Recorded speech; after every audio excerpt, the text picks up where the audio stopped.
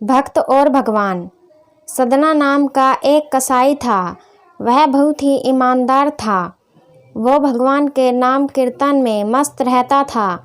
यहाँ तक कि मांस को काटते बेचते हुए भी वह भगवान नाम गुनगुनाता रहता था।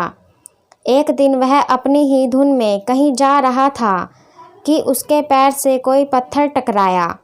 वह रुक गया। उसने देखा एक काले रंग के गोल पत्थर से उसका पैर टकरा गया है।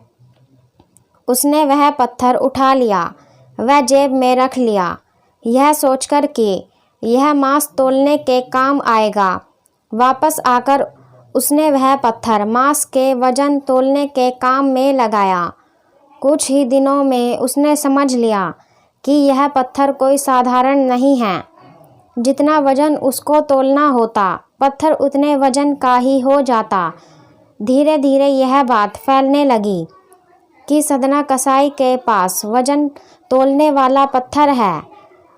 वह जितना चाहता है पत्थर उतना ही तोल देता है। किसी को 1 किलो मांस देना होता तो तराजू में उस पत्थर को एक तरफ डालने पर दूसरी ओर 1 किलो मांस ही तुलता। अगर किसी को 2 किलो चाहिए हो तो वह पत्थर 2 किलो के भार जितना भारी हो जाता। इस चमत्कार के कारण उसके यहाँ लोगों की भीड़ जुटने लगी। भीड़ जुटने के साथ ही सदना की दुकान की बिक्री बढ़ गई। बात एक शुद्ध ब्राह्मण तक भी पहुँची। हालांकि वह ऐसी अशुद्ध जगह पर नहीं जाना चाहते थे जहाँ मांस कटता हो व बिकता हो, किंतु चमत्कारिक पत्थर को देखने की उत्सुकता उसे सदना की दुकान तक खींच लाई। दूर से खड़ा वह सदना कसाई को मीट तोलते देखने लगा। उसने देखा कि कैसे वह पत्थर हर प्रकार के वजन को बराबर तोल रहा है। ध्यान से देखने पर उसके शरीर के रोए खड़े हो गए। भीड़ के छटने के बाद ब्राह्मण सदना कसाई के पास गया। ब्राह्मण को अपनी दुकान में आया देखकर सदना कसाई प्रसन्न भी हुआ और आश्चर्यचकित भी। बड़ी नम्रता से सदना ने ब्राह्मण को बैठने के लिए स्थान दिया और पूछा कि वह उनकी क्या सेवा कर सकता है। ब्राह्मण बोला, तुम्हारे इस चमत्कारिक पत्थर को देखने के लिए ही मैं तुम्हारी दुकान पर आया हूँ, या यूँ कहें कि ये चमत्कारी पत्थर ही मुझे खींचकर तुम्हारी दुकान पर ले आया है।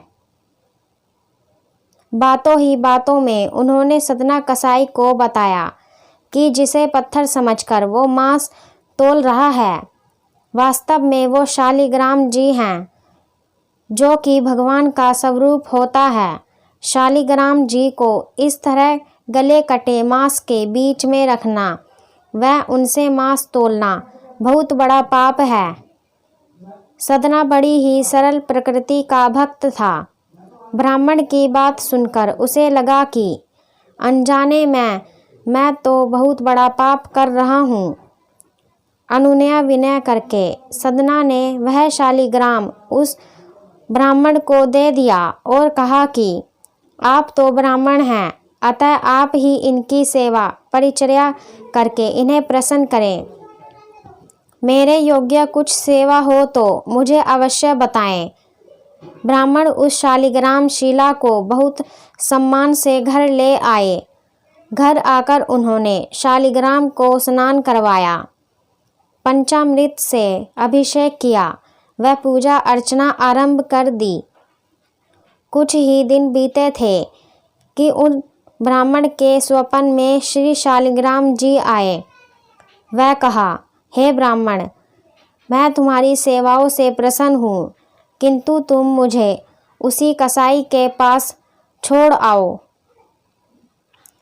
स्वप्न में ही ब्राह्मण ने कारण पूछा तो उत्तर मिला कि तुम मेरी अर्चना पूजा करते हो, मुझे अच्छा लगता है, परंतु जो भक्त मेरे नाम का गुणगान कीर्तन करते रहते हैं, उनको मैं अपने आप को भी बेच देता हूँ।